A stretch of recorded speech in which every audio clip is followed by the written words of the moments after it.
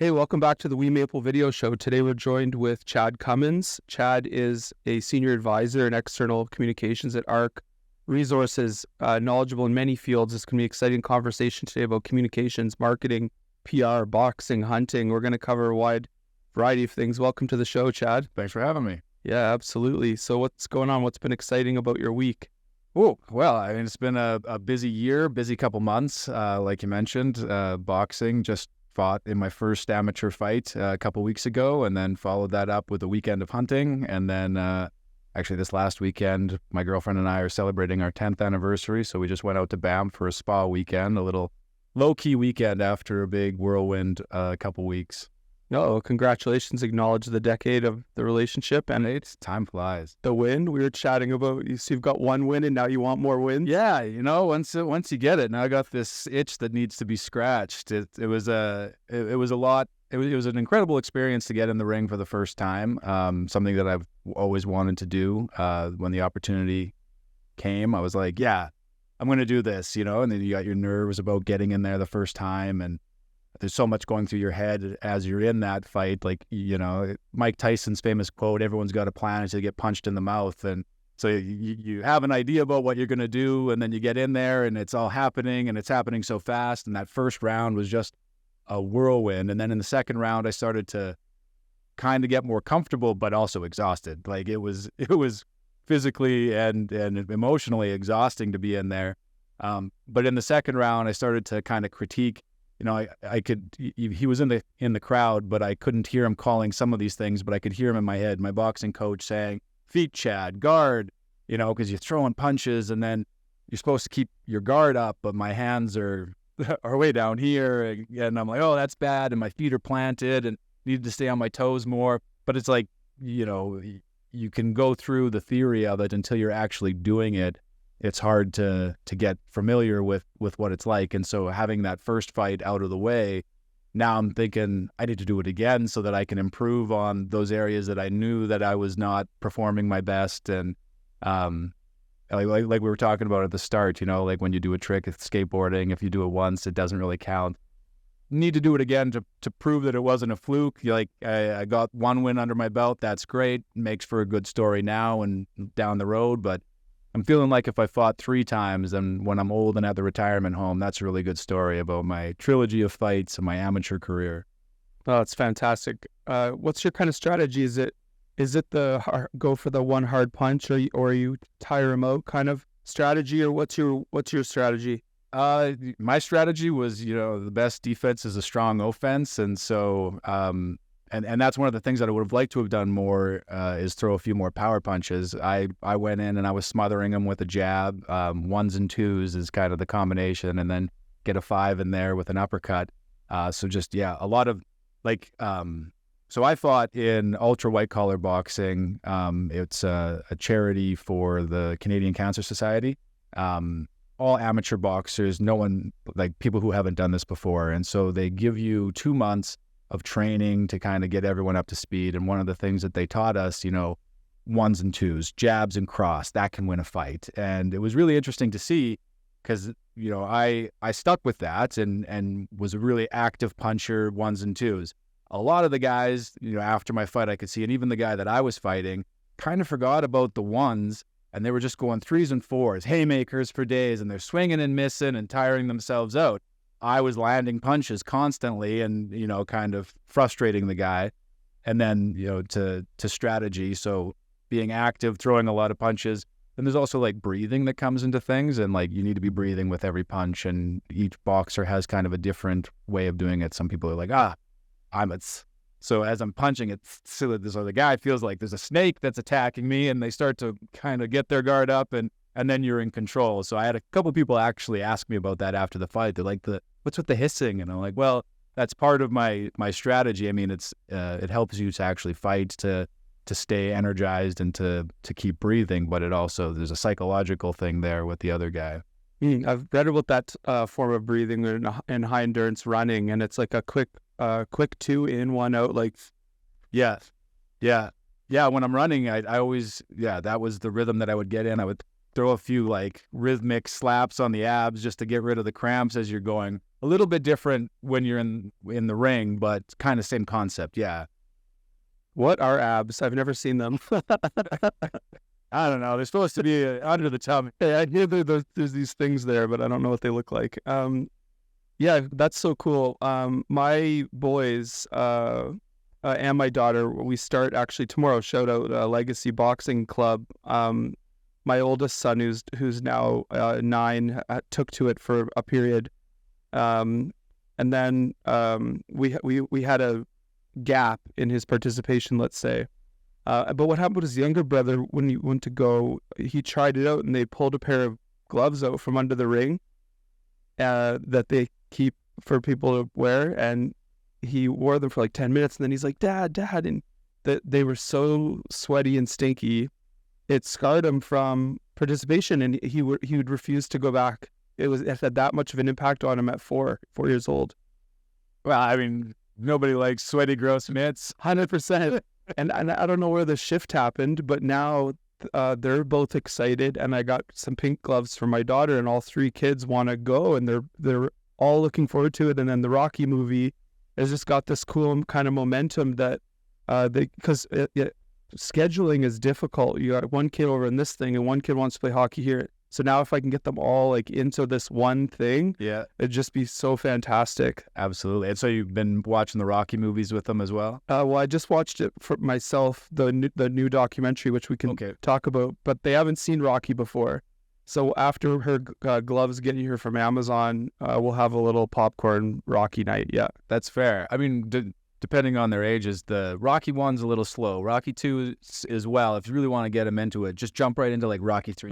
Yeah, right. When he's fighting Mr. T, and then when he's fighting Drago, the Russian, like that's when Rocky peaks. Yeah, and that's interesting because the pace of movies and how they've changed so much too, right? Like those slow cinematic, like, because ultimately Rocky 1 is a love story with what's the woman's name? Yeah, Adrian. Oh yeah, of course, the most famous Adrian. It is like it's a boxing movie, but it parallels that love story when they're walking through the rink and this sort of thing. Like, what happened to beautiful movies like that?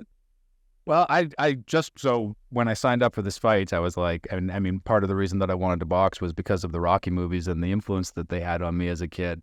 So I went back and I was like, yeah, I got to watch the Rocky movies before I get in the ring.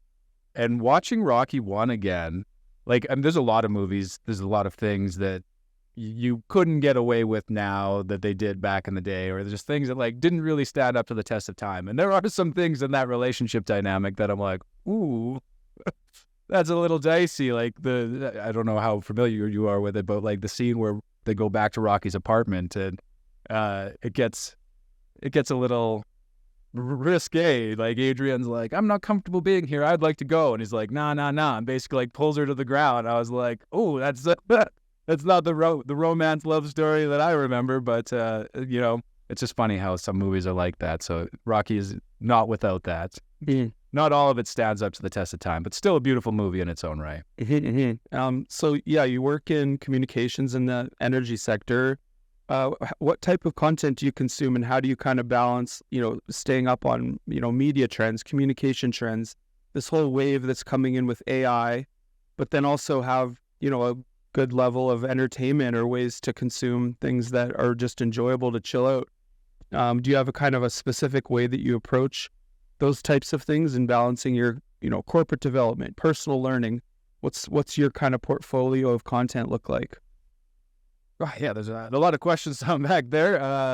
I mean, I guess generally I'm just a curious person. I'm always trying to learn more. And so that helps with what I do in communications, because there's so much happening, keeping your finger on the pulse of what's happening in business and politics and technology and, the energy industry and climate change and all of these papers that are coming out from everyone saying a number of different things. So I monitor a lot, try and keep my eyes on what's happening in social media, what's happening in mainstream media, what's happening in alternative media, so that you can kind of gauge. And I try and read left-wing publications and right-wing publications, and again, like the alternative, to like get a good sense of what the conversations are. You use Notified or Meltwater for that tracking? I've used both tools in the past.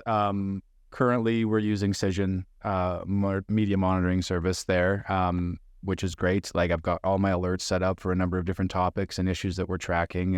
So that saves a lot of time. And then there's still, as much as it's good to be alerted to specific industry news that's happening and breaking, a lot of people, the audiences that we're trying to reach, don't have those tools. So there's still just the daily skim of like what's on the front page of these major newspapers, what's, on your feed, your wall, or whatever it may be on your social channel, what kind of things are in front of people right now, because that's what's informing your audiences and that's what you're competing for. So I try and get a good sense of all of that. And so, a lot of what I do is reading. It's just constantly reading and scanning and digging deeper into certain issues and, trying to look for more information or other angles, see where we could capitalize on that for a content opportunity, something that's timely and relevant to our business audiences, and think about times where, we were going to do this story, but based on what's happening over here, maybe we should just sit down and or park that one for now because it's not the right time. So,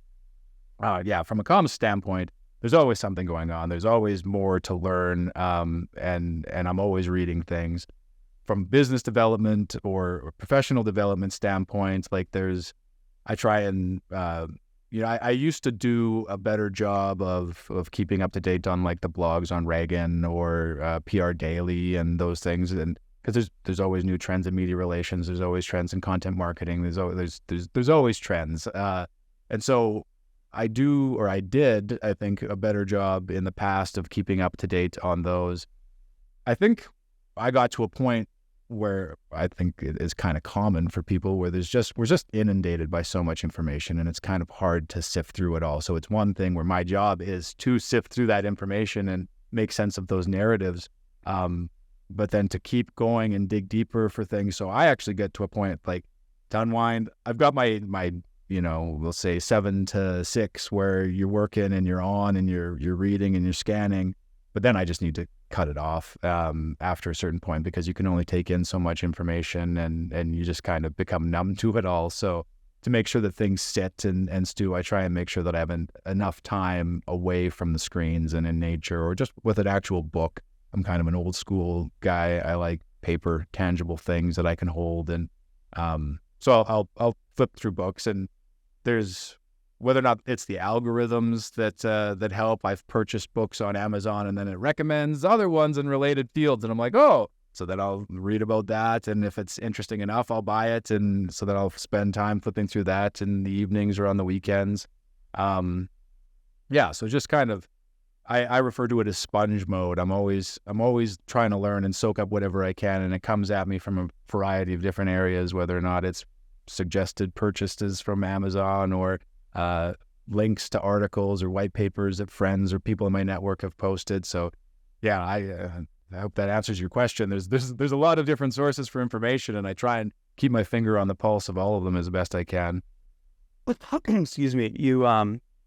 You mentioned nature, and I understand that you're a hunter. Is that right? Yeah, I recently started hunting. This was my second year. Do you immediately, when you start hunting, do you then immediately define yourself as a hunter, or is it like a boxer? You got to win 3 fights, you got to get 3 kills out there each, or what? I think you need to get something before you're a hunter. So like right now, I just kind of walk my rifle around the field for a few days. So you're just a guy cold in the woods? Yeah, pretty much. Yeah, it's just out there roughing it. I'm ready to hunt when the moment presents itself. You go full camo or you do the fleece? Yeah, last year was a little lighter. I just had a bit of camo, and then this year I went all camo and got some new gear because it's also, when you do anything, you learn and then you adapt. And so when you do it the next time, you do it a little bit better. And so, yeah, you're cold out there. Last year in November, it was freezing. It was like minus 30, minus 35, and we're trucking along out in this field. And I was like, oh, this is hunting, eh? So this year I did a better job of my layering system, and I bought some new gear, and some of it was camo. So now I look like a hunter if I'm not actually a hunter. Got some experience last year with my friend. He put down a deer just before dawn. Just before dusk, and in a slough. And so we had to haul this thing, pull it in the snow, 5K back to camp. And I went out because I wanted to learn how to field dress an animal. Like, so you get something, what do you do to the meat? How do you make sure you preserve it and get it so that you can eat it later? And so fortunately, because he put one down, I got that experience. He walked me through how to field dress, what you got to do, where you got to cut, how to get all the guts out and skin it. And then I was in it with him. So we hauled it back to camp. And then I learned more, like the skinning and the cleaning and the hanging and how you have to cool the meat and stuff. So it's a lot of learning, all new stuff.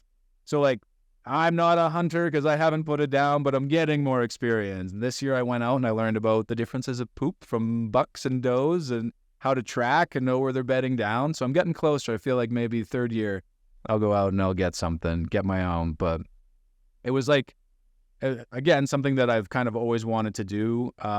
But when I was younger, playing hockey is when the hunter safety course was offered, and I didn't have time to do it. And then got older, and I had a job and didn't have time. My dad didn't hunt, and so I didn't really have much of an interest.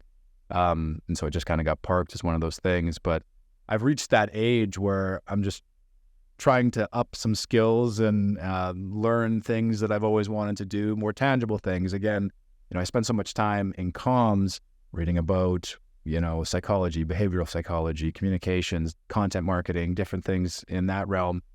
And those are good and they have their applications, but, more tangible skills, fighting, hunting, surviving. I became very interested in these areas a few years ago. And so that's what kind of got me, pushing me out of my comfort zone to learn these other skills that could come in handy someday. The world's in turmoil. We don't know what's going to happen. So, my grandpa always said, hope for the best, prepare for the worst. And so, hopefully nothing goes wrong and I can continue to play with my Lego and build my Christmas villages. But in the chance that I need to fight to survive or get my own food, then knowing that I have those skills and the experience to be able to do that just gets me out there. And again, I enjoy the contrasts between being out there freezing your ass off in the snow and then coming home to my soft blankets and couch. Like, it makes you appreciate those things more when you've roughed it a little bit and been without them. So, we have a tendency of seeking out those comforts and avoiding the hardship. And so the last couple of years I've been taking more of a concerted effort to get out there, push myself out of my comfort zone, rough it a little bit so that I do enjoy the soft things a little bit more, but I don't become soft.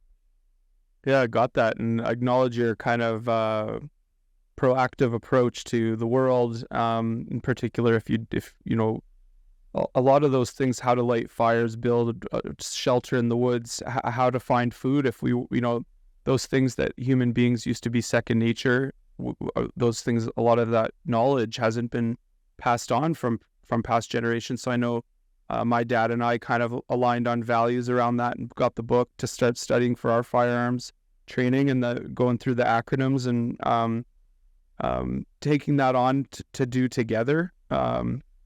There's been a gap in time from the book till now due to catch up. And but yeah, really, really value the discernment that you seem to be expressing in this is all the things that are going on in the world. How do I as a man, and that's another thing that's happened in culture is that like I'm going to take care of myself and my immediate family, that like we've gotten soft as a culture and some of that's good, there's some good aspects to that, but something we've talked about on previous episodes is masculinity, that there's almost been this either intentional or unintentional attack on masculinity, and that then affects women because women need strong masculine men. So yeah, maybe just to continue on that thought a little bit, have you ever heard that quote around good men make good times make weak men? Forgive me, something along those lines. Hard times make good. Yeah, I'm familiar with it as well. I don't know if it was a Jordan Peterson quote, but yeah, that good times make soft men make hard times make hard men make good times. Something to that effect. Yeah, and we're in that cycle now where it's almost like the soft men have created things, not the best times. Yeah, absolutely. I mean, like, I guess a lot of things there. Prior to communications, I went to school. I went to university and studied sociology and political studies and English and stuff like that. But so I've always been interested in looking at society and how it functions, and then that married nicely with comms. But now being one of those people who crafts narratives and then can also analyze the narratives that are being fed to us, it's like, ooh, something seems wrong here. And a lot of things seem wrong here. Like and I don't know that maybe it's an element of it was the best of times, it was the worst of times. Like, oh, we've never had it so good. Look at what our smartphones can do. But also, look at kind of the moral decay, or look at what's happening to society. We're breaking down. We're isolated. Mental health issues are running amok. There's a bunch of things happening in politics and economics that don't seem right. And yeah, I feel that we find ourselves in kind of this bad time. And what is the result of that? Or what got us here? You can point fingers at a lot of things, but how do we get out of it? Or where do we go from here? And I think that's where, that quote about good men creating, or hard men creating good times, or even there's a Hopi prophecy that we are the ones we've been waiting for. Like, no one's coming to save us. We have to do this ourselves. So, I think those lines, that coupled with another Jordan Peterson, where a good man is not a harmless man. A good man is a very dangerous man who has that under voluntary control. And those quotes, all of them, have like inspired me. They're in my little notebook that I carry around because, I think that the world needs good, strong male leaders, not toxic, not misogynistic, but strong and kind and masculine. And there's a space for that, and I think a void that we've pushed it to the side. We've said that it's bad for so long, and so now it's disappeared, and people are afraid to kind of step up and fill those roles. But I don't think it needs to be equated to the just juiced up, spiky hair, affliction t-shirt wearing bro at the gym, that is just degrading to women. But it is about being able to protect the women, about being able to provide for your family and your community, and to defend your community from the threats wherever they may be. And yeah, I think we've lost sight of that, and we found ourselves into harder times. And so I've taken it upon myself. I know that I need to get stronger. I need to be harder so that I can deal with these hard times and hopefully create good times when I can. Well, absolutely love that. That's fantastic. I think about things in a similar way. Having kids is like with my boys and I'm just coming to learn this, but is, preparing them, like, learn how to fight, swim, think for yourself, and provide and be resilient. And then for my daughter is, someone said to me recently, well, for your daughter, her first way that she's experiencing love is through you, and she'll be protected from other men and distanced from other men until she's, in her teens. So embedded in her DNA to learn how and what love is from a man, is from me, your father. And this individual said, when you're with your daughter, be the man you'd want her to marry, because it's going to be embedded in her. And it's just such a profound new way to think about things. I am curious, just kind of back to your career. You've got such a fascinating, like, all these other interests, but back to like communications expertise, right? You've got this kind of emotional intelligence piece that you bring into your communication. You got this highly researched, well-read kind of piece. What about like tactical on the ground? Like, can you share, a particular result that you're proud of in your career, or way you've taken a company from here to here as far as comms that became known, or a mini case study? Is there anything you can share about your career in comms that you're particularly proud of? Yeah, there's been a number of things that have felt good. I guess there's I get my pride from different elements of them. But the most impactful thing that I think that I've worked on wasn't necessarily to boost profit or sales or the stock price, but I was working for a utility company, and our CEO had a good relationship with the Governor General and asked us to put together a program targeting Indigenous youth because there's a high school dropout rate. So wanted to put together a program based on the Governor General's leadership program that takes community leaders from across the country. They meet up in a different part of the country, in a different province, and they kind of get toured around there and shown the economy and the communities and stuff like that, just to get a better sense of like what Canada is. So that's what we kind of modeled it on, but we were solely focused in Alberta. We reached out to 6 different Indigenous communities, took 2 students from their grade 9 classes just before they get into high school, because we really wanted to show them the possibilities that exist out there when they're done school and give them that motivation to keep going in high school and make it through to graduation, and show them all of the different supports and resources that are available to help them pursue a career in whatever they want.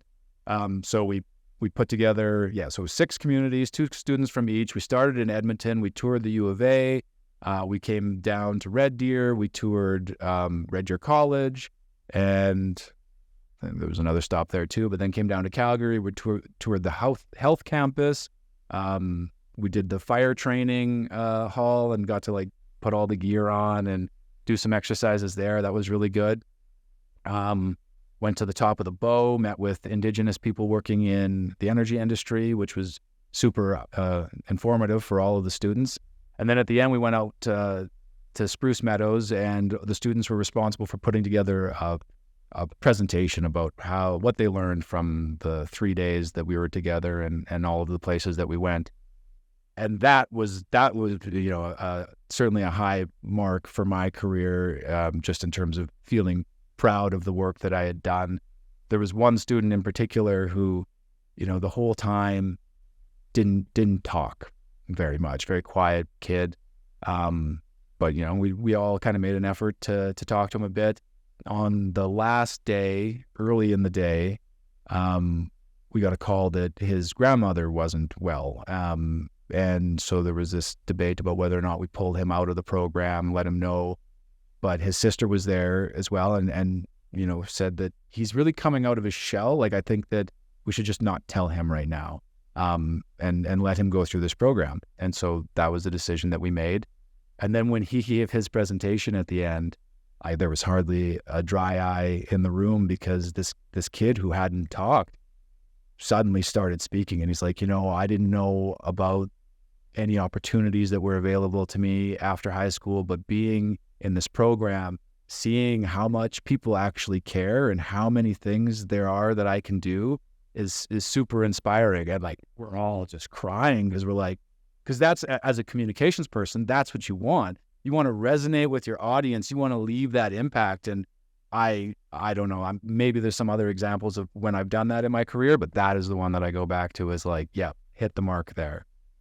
Well, that's awesome. The kind of Indigenous connection is somewhere that we're deeply passionate about here at Business on Camera too. One of our first documentary films was about building more sustainable solar-powered homes on reserve. The mold and way in which those homes don't last more than a certain period of time. And even now, our new film project, we're working closely with groups that are equipping an Indigenous workforce, get them Red Seal trained, so they can build the first Hyperloop in the world, the first transpod here, 1,000-kilometer-an-hour train from Calgary Airport to Edmonton, which is really interesting, by the way, because they're targeting 2030 to complete this project, and they have this threshold. They're saying, let's shoot for 100% Indigenous workforce, and kind of completely transforming this DEI kind of piece where it's like check mark, and just taking a stand for, could it be possible to equip the entire workforce to build this Hyperloop? So, culturally, I think Canada's, like, we're really moving that needle. It's starting to, but it's still such a bizarre social issue, because in most other countries, when they go in and want to commit genocide on a culture, they complete the genocide. And it's like in Canada, we halfway genocide and we're like, oh, sorry about that. And it created this whole problem. And, there's so much to glean from their culture, the way they appreciate nature, the way that they appreciate family. And so, yeah, it's near and dear to my heart. Have you ever done a sweat? No, not yet. I would like to. There's a cultural learning days that ARC has partnered with a community up north, and I missed it this year, but I'm looking at going next year to do that and experience that. I think so. You've done it? I did. I got invited out to Siksika at a very traditional, and yeah, there was like young kids in there, 4 or 5 years old. Seemed fine. They're like dying, trying to get my face, because the coolest place is the soil, right? So I'm trying to dig this like to get to colder soil, trying to breathe, and then you start to breathe in the soil. It's intense. It puts a real toll on your body, and I mean that's the point. Yeah. But yeah, it's embedded in their culture. Those kids had something that I certainly didn't. Hey, are there any specific individuals from history that have influenced your perspective on communications? Oh, well, that's a tricky one. There are certainly people who I think were good communicators. I went to Mount Royal University, and, as part of the PR program, they teach us, kind of scratch the surface of comms, really. And, Edward Bernays is the father of modern day public relations. And that's kind of the extent of what you know. I dug deeper, and Bernays did a lot of things. And so doing that kind of research into him, he obviously that impacted his thoughts. Like there was at that period, the 1920s, 1930s, there was so much happening in the field of marketing and psychology and consumer behavior and how to tap into people's psychology. Walt Whitman and Bernays and Ogilvy, and there's a lot of people from that period, and that's where I've tended to gravitate to, is like, because it seems to me it was kind of groundbreaking time, and like they were figuring out how they could do all these things and tap into people's kind of carnal triggers to get them to do things and to want to buy their products. And so I think that some of that was evil. I don't think that it was good, and I think that to talk about the bad times that we find ourselves in, there's a number of steps that have got us here, but I find those guys, it was very insightful in my learning about how communications can be used, not always for good. I mean, like, it's double-edged sword of capitalism, like it's for profit and you're trying to do things, and they found a way to do that. And there's actually a very interesting documentary, The Century of Self, that dives into Bernays and that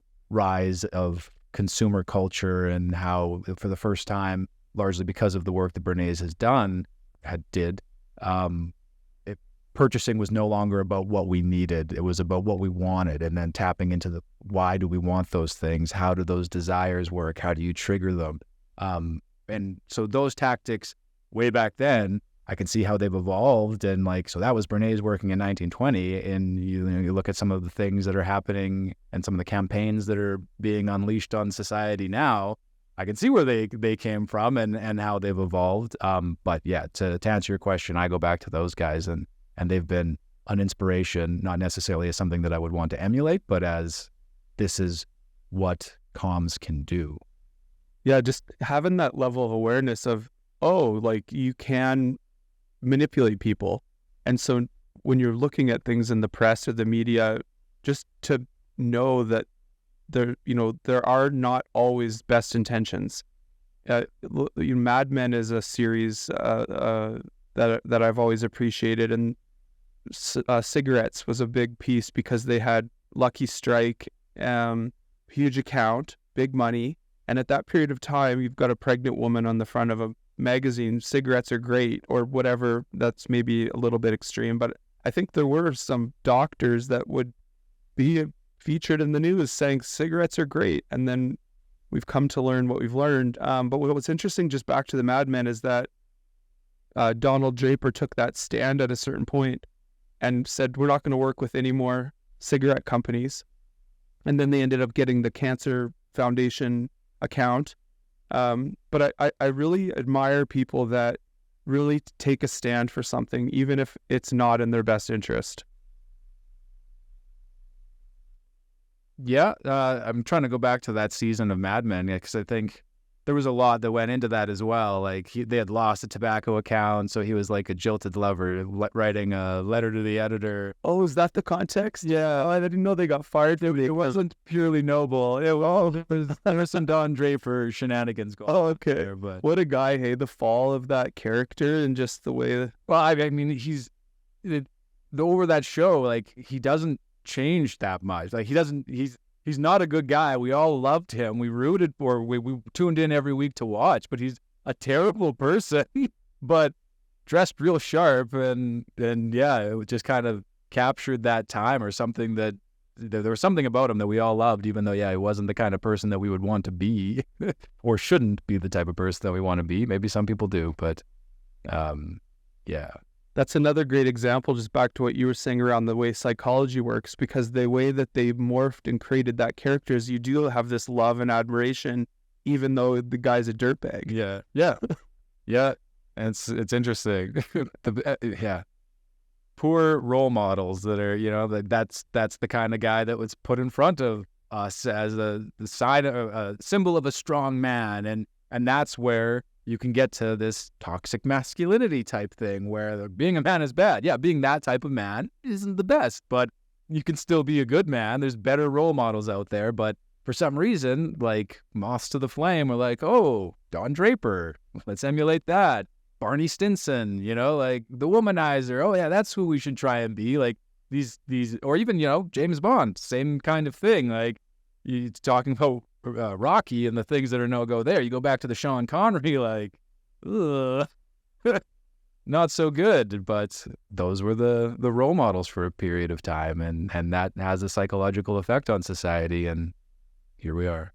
Yeah, and knowing those distinctions as a man between being in your masculinity and then those behaviors, like those are two different things, but they often get lumped in to one thing, and then from a female perspective is like, oh, that guy is masculine, it must be bad because he's expressing masculinity, but he maybe doesn't have those behaviors to align, but he gets lumped in. So that's a whole other kind of social problem. But so, here we are, Q4 2023, starting to look at a whole new year. What's your approach to communications strategy when you're kind of your outlook? What's your planning and strategic planning process? Well, I mean, there's the things that we know that are going to happen. There's the things that we know that are going to happen. Q1, Q2, Q4, year-end results, Q1, Q2, Q3, and on again we go. With the annual process of things, we're going to have another ESG report, reporting on our environmental, social, and governance performance, rolling out new metrics and targets. So that report is going to take a good chunk of time. There's a few milestones early on in the year that we know that big projects that are going to be coming on stream or that are going to be getting underway and that we want to profile. So things just kind of come together fairly seamlessly. Like there's the knowns and there's the things that we know are coming. And then we remain, nimble. I think you have to be nimble because things happen all the time. Those projects that we're excited about, well, something might happen and maybe it doesn't get announced until Q3 or Q4. So you got to be ready for that. But then there'll be other opportunities that'll pop up, sponsorships, milestones, safety results, things like that we try and keep our ear to the ground, stay connected to the business. And so we can profile those when they happen. Then we also take more of a proactive look at what is our content marketing strategy? What are the elements of the brand that we want to be profiling? What are the things that we're doing that help us to share that story? And then kind of plot them down in the calendar and see when they fit, what else is happening out there. Goes back to what I mentioned at the start about monitoring. Like, so then we think we're going to say, put this story out on this day, but as long as the environment is right, and if not, then we pivot. There's always a lot of that happening, lots of pivoting. just because you never know what's going to happen. And there's so many external variables that you can't control. So you can only control how you respond to those. And so I work at a great company. We've got all kinds of awesome things happening, and we've got a great story to tell. So it's fairly easy to do because there's just content and opportunities coming all the time. And so it's about, leveraging the ones that we can. And then I also appreciate that the company takes a bit of a unique standpoint where we do some really awesome things that we don't profile, because we did it because it's the right thing to do, not because we want to talk about doing it. And so from a comms perspective, it's interesting because well, that's a great story, but I also really appreciate that we're just doing it because it's the right thing to do. ARC has a great story, and they just do things because it's the right thing to do. Yeah. And so it does make those opportunities when we can kind of toot our horn a little bit better. Great, because I'm just draw some attention here so people can see all of the awesome things that we're doing, or maybe, care enough to dig a little deeper, or, they see this story, they come, oh, there's a job here. I want to work here because, yeah, you do. It's a great place to be. People want to work there because it's a great place to be. Yeah, no, it's a great culture. It's a great company. I can't speak highly enough about it. I really enjoy my time there, and it makes communicating externally, pretty easy because there's so many awesome things happening. What's one thing you're excited for in 2024, either personally or in your career? Oh, that is a good question. I'm still getting over the whirlwind of 2023. And my boss asked me that last year because I got my firearm safety. I did my emergency response first aid course. Had done a number of things last year, grew the mustache and started up in my manly game. And she was like, how are you going to top that in 2024? And I was like, I don't know. So I went biking 200K for the Tour Alberta for Cancer to push myself, then found out about this boxing match. And so signed up and did that. And then went hunting. And so finding ways to elevate. But going into the year, I didn't know that those were the things that I was going to do. Heading into next year, I don't know what I'm gonna, what other milestones I'll find. ARC has signed a 3-year. We're on board for the cancer ride again, and so I'm likely going to be doing that again to support the company and the cause. So I've got 200K bike ride looking in my plans for the summer, and then like I mentioned, thinking that I need to fight a couple more times, and so. I also feel like I need to get that done sooner rather than later because I trained so hard for the first fight. I'd rather, back in the day, I got really into weightlifting, and then after I stopped, lost it all. And I was like, oh, well, that sucks. And so knowing that, all the work that I put into training for the first fight, I kind of want to strike while the iron's hot, keep training, do my next 2 fights, and then, maybe leave that behind me. But so the start of next year, if I get 2 fights in there's some work travel, some more courses, and then whatever. We'll see what the year brings my way. I like to leave myself open to opportunities, and I like to try new things. So I was joking, now that I got the first fight out of the way, one of the other things on my bucket list is I really like to drive a race car. So I don't know how easy that is to do from an amateur perspective. It's a pretty expensive sport to get involved in, but might start looking for an opportunity to drive a race car. Oh, that's awesome. Our Business on Camera's creative director, he's really into F1, and he does it virtually, but he's got the whole setup. He's a part of a league. They race every Sunday, so virtually that experience. And then there's a partner that we have through a barter currency, kind of a cryptocurrency group. They're called Endorphin, and they named correctly because they rent sports cars. There was this they call it a Hellcat, and it's this outrageously powerful Jeep Cherokee, and it has this little tracker that it'll show the fastest time someone got off the line. And so I rented this Cherokee. I think it's 650 horsepower or something absurd for an SUV. It's kind of got this really sleek look. But then I burned a whole tank of gas trying to beat the last record. You switch into sport mode, you got to do this special thing where you hammer the gas. So I share that alignment with sports, with race cars, NASCAR, whatever it is. Yeah. if we can figure out a way to go do that, which you can, they got the drag racing thing. I don't know what training you need, but let's race a car next year. Yeah. Okay, you heard it on the WeMaple Video Show. Goal for 2024. Absolutely.